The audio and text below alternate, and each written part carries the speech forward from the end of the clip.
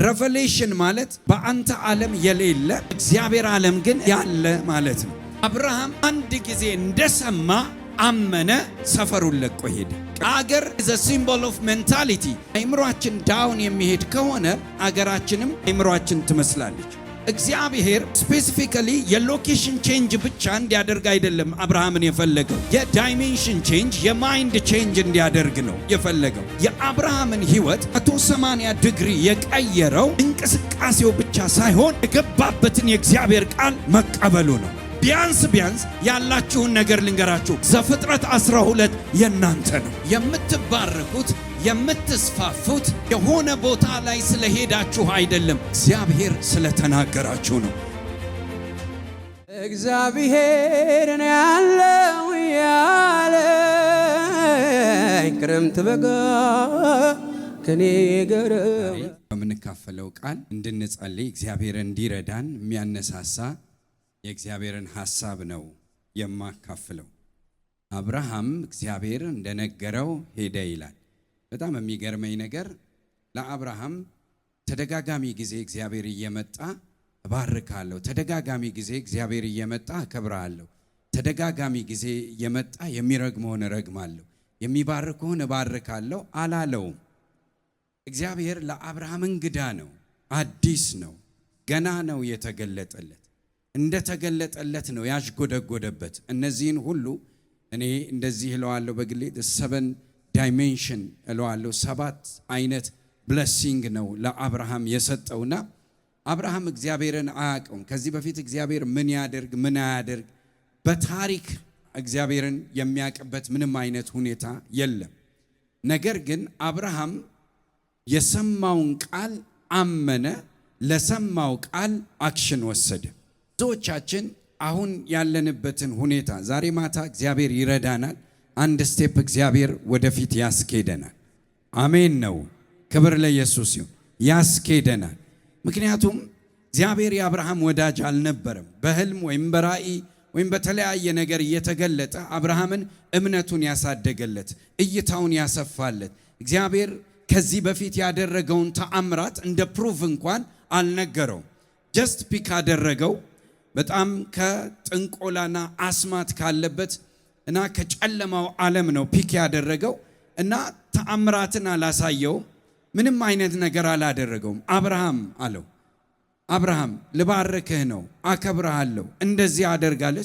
አብርሃምም እግዚአብሔር እንደነገረው ሄደ ይላል። ወዴት ሄደ? ወደ ምስራቅ፣ ወደ ምዕራብ፣ ወደ ሰሜን፣ ወደ ደቡብ። ወዴት ሄደ? አብርሃም እግዚአብሔር እንደነገረው ሄደ። የመጀመሪያ ያደረገው ነገር አብርሃም ምንድነው? ሰፈሩን በዚያ ፕሮፌቲክ ወርድ ለቆ መውጣት። አሁን የመጀመሪያ የማጽፋችሁ ፖይንት እግዚአብሔር ቃል በሚነገረን ጊዜ ወይም የእግዚአብሔርን ቃል በምንሰማ ጊዜ የእግዚአብሔር ቃል ኢንፎርሜሽን አይደለም። የእግዚአብሔር ቃል ሬቨሌሽን ነው፣ መገለጥ ነው።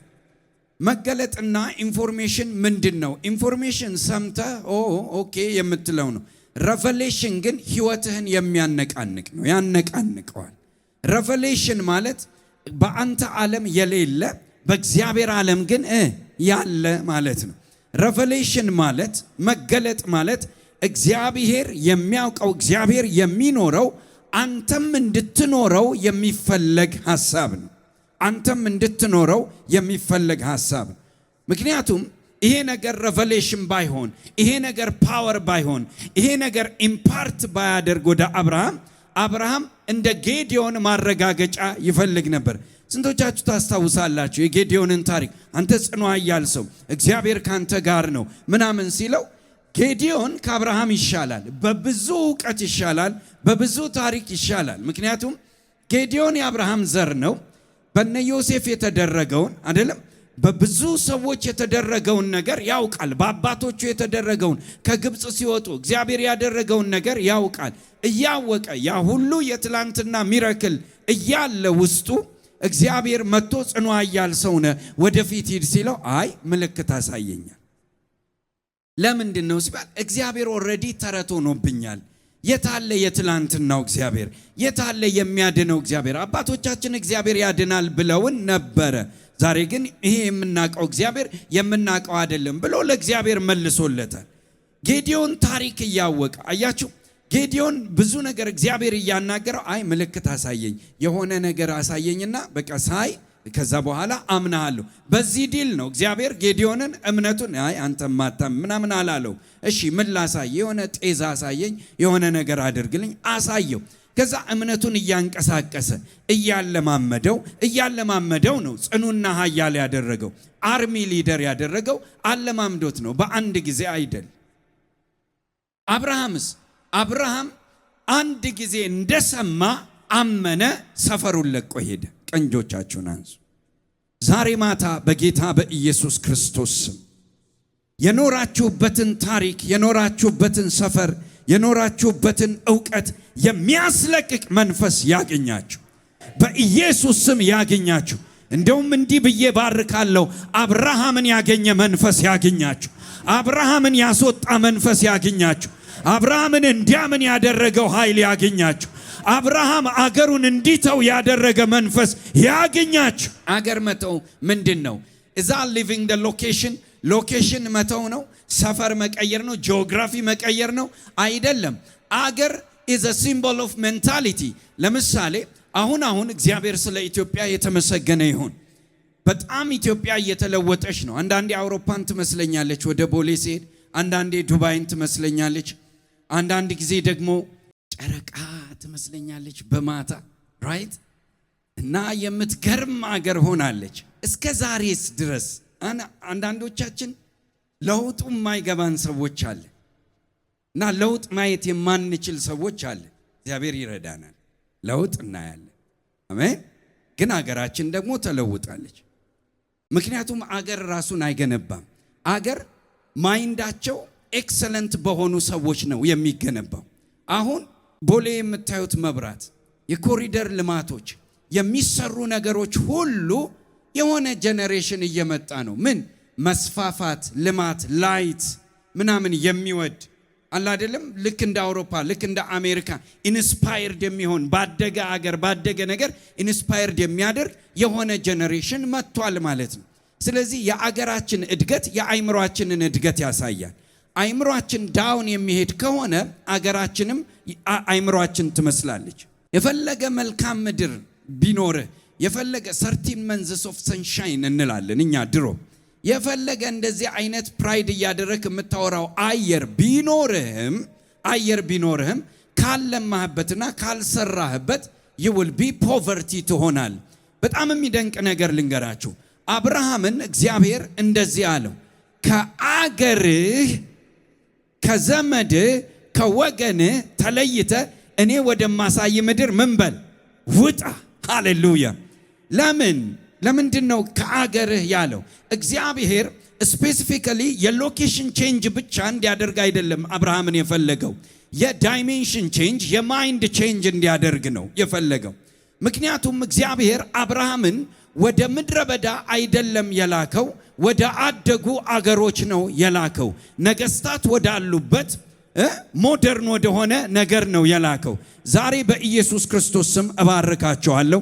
እግዚአብሔር ወደሚሻል ዳይሜንሽን ይልካቸዋል።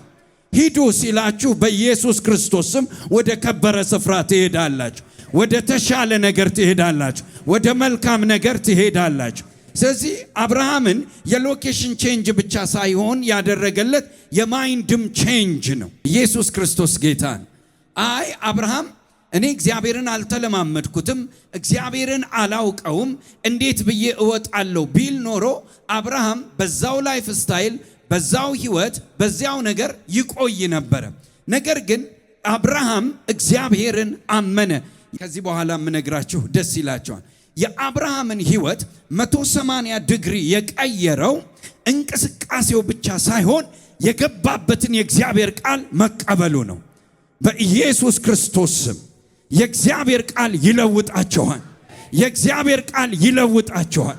የእግዚአብሔር ቃል ይለውጣቸዋል። አብርሃም ግብጽ ገብቶ አይደለም የተባረከው። አብርሃም ፍልስጤም ሄዶ አይደለም የተባረከው። አብርሃም ሎኬሽን ቀይሮ አይደለም የተባረከው። አብርሃም የእግዚአብሔርን ቃል ሰምቶ ነው የተባረከው።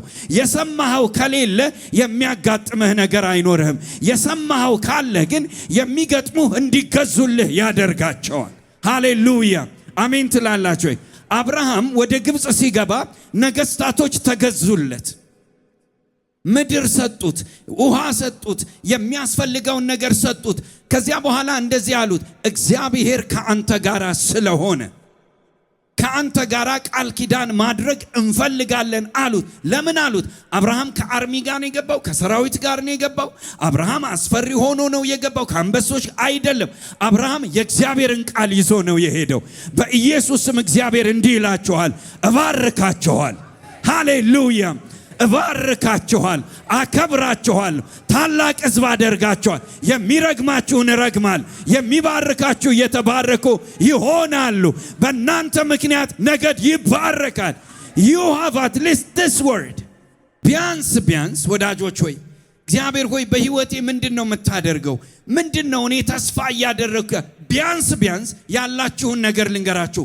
ዘፍጥረት 12 የናንተ ነው። እባርካለሁ የሚለው ቃል የናንተ ነው። የምትባረኩት የምትስፋፉት የሆነ ቦታ ላይ ስለሄዳችሁ አይደለም፣ እግዚአብሔር ስለተናገራችሁ ነው። ለዚህ ነው የእግዚአብሔር ቃል አብርሃምም እግዚአብሔር እንደነገረው ሄደ። ሃሌሉያ። ለምለም አሳየው በቪዥን አይልም፣ ሳራ አሳየው በራእይ አይልም። አብርሃም መሄዱን ብቻ ነው የሚያውቀው። ለካ አብርሃምን ቀድሞ ስለ አብርሃም የሚያዘጋጅ የእግዚአብሔር ቃል ከእግዚአብሔር አፍ ወጥቷል። እኔ እነግራችኋለሁ ነገን ስለናንተ የሚያዘጋጅ የእግዚአብሔር ቃል አለ። ኦ ሃሌሉያ! ነገን ስለናንተ የሚያዘጋጅ የእግዚአብሔር ቃል አለ። ሃሌሉያ! ገስዋት ስለ ኤልያስ ስታዩ ኤልያስን እግዚአብሔር ከክትክታ በታች ካነሳው ከምናምን በኋላ እንደዚህ አለው፣ ሂድና በሰራፕታ ወደምትገኝ ወደ አንዲት መበለት ሂድ፣ በዚያም ምን በል ተቀመጥ፣ በዚያ ተቀመጥ። መበለቷ ምን ታረጋለች አለው? ትመግብሃለች። ከዛ ኤልያስ ሲደርስ ሴትዮዋ የነገረችው ነገር እግዚአብሔር ከነገረው ነገር ጋር ማቻ ያደርግ አይመሳሰልም። ከዛ እምበላው ሴትዮዋን አግኝቷታል። ሎኬሽኑ ትክክል ነው፣ ግን ሁኔታው ልክ አይደለም። ከዛ ቂጣ ሲለምናት አይ የለኝም፣ ሊትራሊ እንደዚህ ነው ያለችው። ያለኝም ግን እኔና ልጄ በልተነው ምን የምንለው ነው? የምንሞተው ነው፣ ነገ የምንሞተው ነው። ስለዚህ ላንተ የሚተርፍ ነገር የለኝ።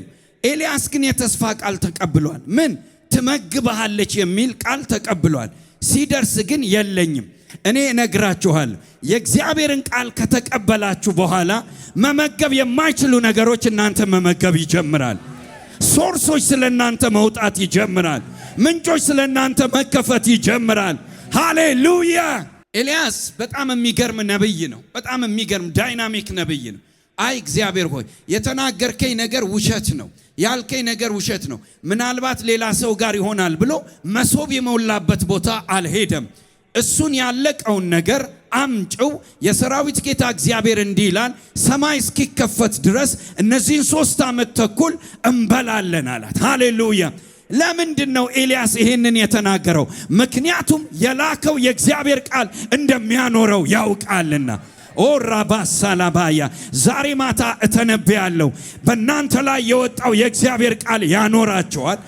በእናንተ ላይ የወጣው የእግዚአብሔር ቃል ያለብሳቸዋል፣ ይጠብቃቸዋል፣ ይንከባከባቸዋል፣ ያሳርፋቸዋል።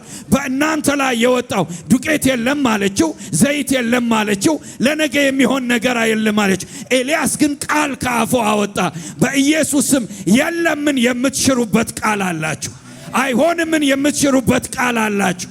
ለምን? እግዚአብሔር ተናግሯቸዋል። ስለዚህ ኤልያስ የሄደው በሴትዮዋ የማብላት ካፓሲቲ ተማምኖ አይደለም፣ ከእግዚአብሔር አፍ በወጣለት ቃል ነው።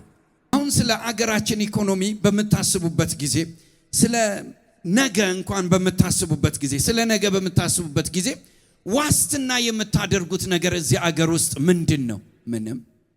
መልሱን ነግራችሁ ምንም ኢትዮጵያ ውስጥ ነገ ዋስትና አይደረግም።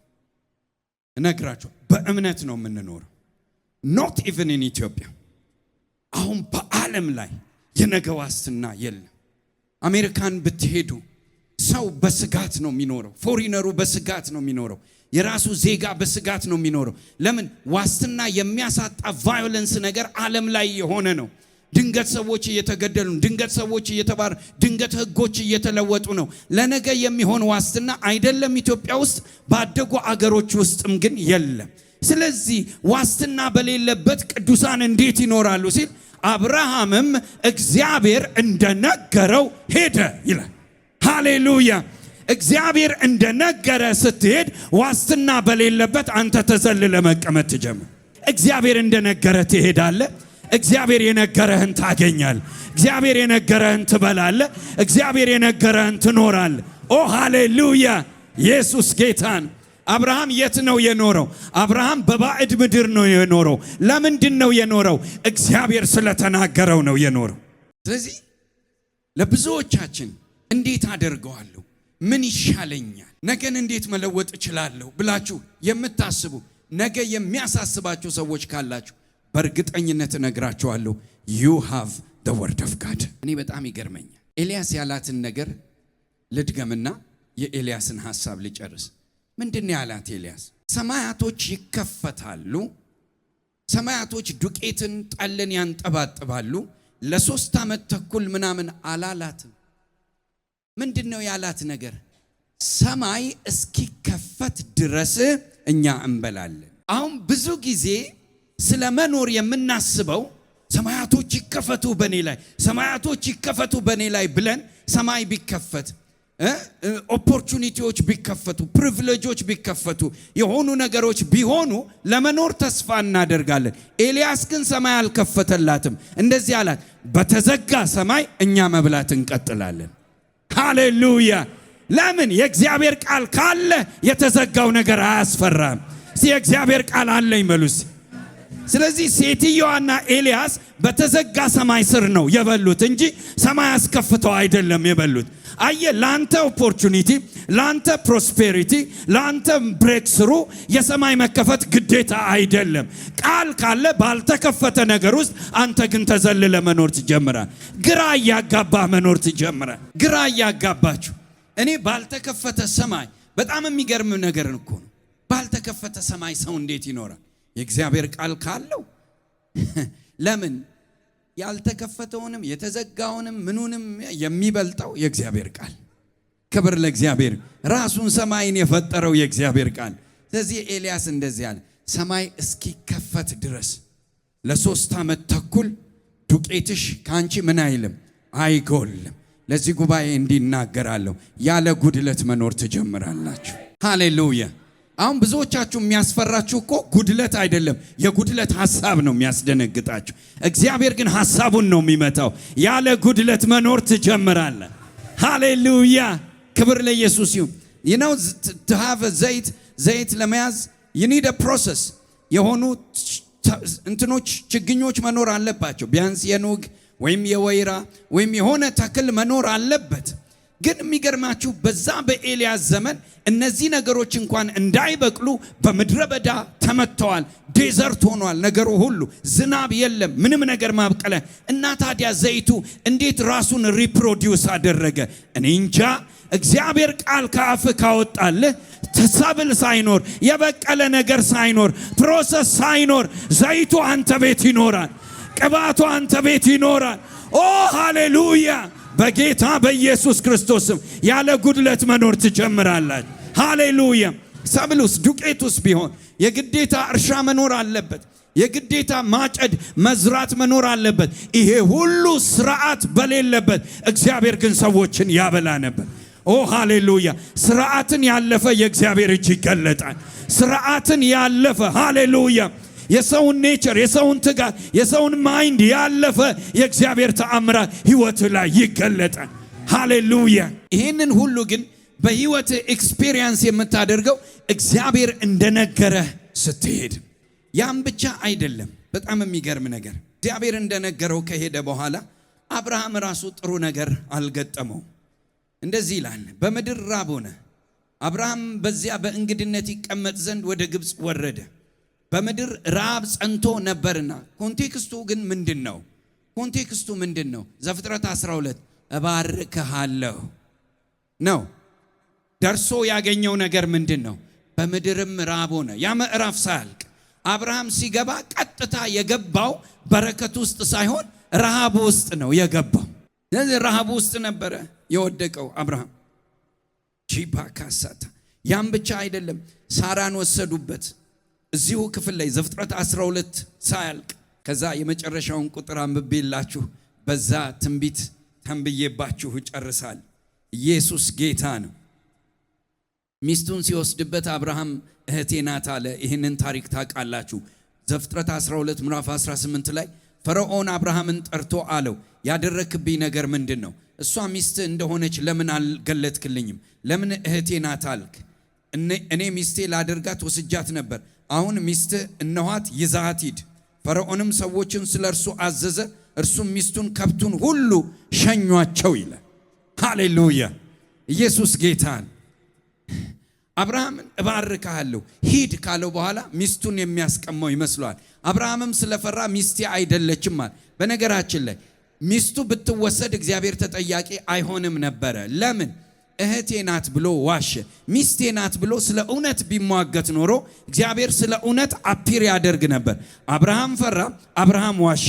እግዚአብሔርስ አብርሃም ቢፈራ አብርሃም ቢዋሽ ሂድ ስላለው ቃል ብቻ የአብርሃምን ድካም ሳይሆን የማለለትን ቃል አሰበ። በጌታ በኢየሱስ ስም ለዚህ ጉባኤ ይናገራል። ድካምህን አይደለም፣ ውሸትህን አይደለም፣ ውድቀትህን አይደለም፣ አለመቻልህን አይደለም። ኪዳኑን እያሰበ ያድናል። ኪዳኑን እያሰበ ያስጥላል። ኪዳኑን ያስባል። ሃሌሉያ! ለምን? አብርሃም የራሱን ዴስቲኒ በራሱ ጽድቅ መስራት አይችልም። አብርሃም የራሱን ፍጻሜ በራሱ እውነተኛነት መስራት አይችልም። አብርሃም የራሱን ፍጻሜ በሰማው የእግዚአብሔር ቃል ነው የሚሰማው። እስቲ የሰማሁት ቃል አለኝ። ታውቃላችሁ አንዳንድ ጊዜ ዲመን የሚያሞኘን አይ አንተ እኮ ብዙም ስለማጸልይ ላይፍህም ጥሩ ስላልሆነ ብዙም ለእግዚአብሔር የሚመች ፐርሰናሊቲም ስለሌለ እንደ ሌሎቹ ትጉ ክርስቲያንም ስላሉ ለአንተ ይሄ የተስፋ ቃል የሚሆን አይመስለኝም ይልህና ሰይጣን ያርቅሃል። አይደለም፣ እግዚአብሔር የማለልህን ያደርግልሃል። አሜን ትለኛለህ ወይ? ቢካዝ እግዚአብሔር ሲምልልህ ካንተ ጋራ በአግሪመንት አይደለም የማለው። አይ እሱ ጎበዝ ነው፣ ታማኝ ነው፣ በጣም አሪፍ ነው ብሎ አይደለም የማለልህ። ራሱን ተማምኖ ነው የማለልህ። ከማለልህ ያደርገዋል። ክብር ለኢየሱስ ይሁን። ስለዚህ ፈርዖን አብርሃምን ቤተ መንግስት አስጠራውና እንደዚህ አለ፣ ለምን ዋሸኸኝ? ፈራው። ዋሸው የምትገለኝ መሰለኛል።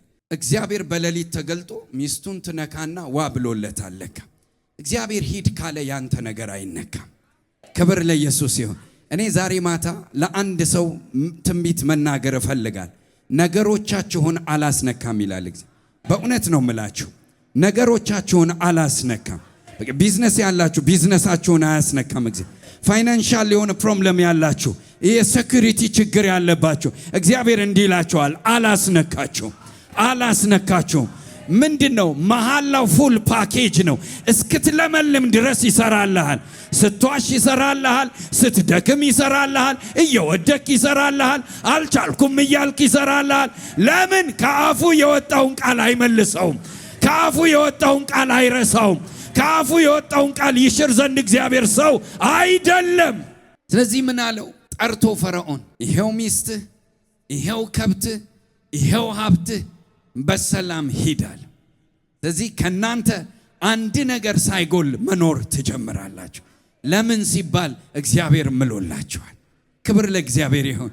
አንዳንድ ጊዜ ነው ህይወታችን የተሰጠን ከእግዚአብሔር ዘንድ የተማለልን ህይወት ከጸሎታችን፣ ከትጋታችን፣ ከክርስትናችን ይበልጣል። እግዚአብሔር እነማንን እንደጠራ ያውቃል። በምን አይነት ድካም ያለ ህዝብ እንደጠራ ያውቃል። ግን ደግሞ የእግዚአብሔር ቃል ሲናገር እንደዚህ ይላል፣ በንስር ክንፍ ተሸከማቸው፣ እርሱ ብቻውን ረዳው፣ ከእርሱ ጋራ ማንም እስቲ ከእሱ ጋራ ማንም፣ ከእሱ ጋራ ማንም። አዎ ከእርሱ ጋራ ያንተ ጽድቅ አልነበረም። ከእርሱ ጋራ ያንተ ጉብዝና አልነበረም። ከእርሱ ጋር ያንተ አጋዥነት አልነበረም። ከእርሱ ጋር ያለው የእርሱ ታማኝነት ብቻ። በዚህ ደስ ይበላችሁ። አብርሃምም እግዚአብሔር እንደነገረው ምን አለ? ሄደ። ረሃብ አላገኘው፣ ጥም አላገኘው። ለምን? የእግዚአብሔር ቃል ሼልድ አድርጎት ነበር።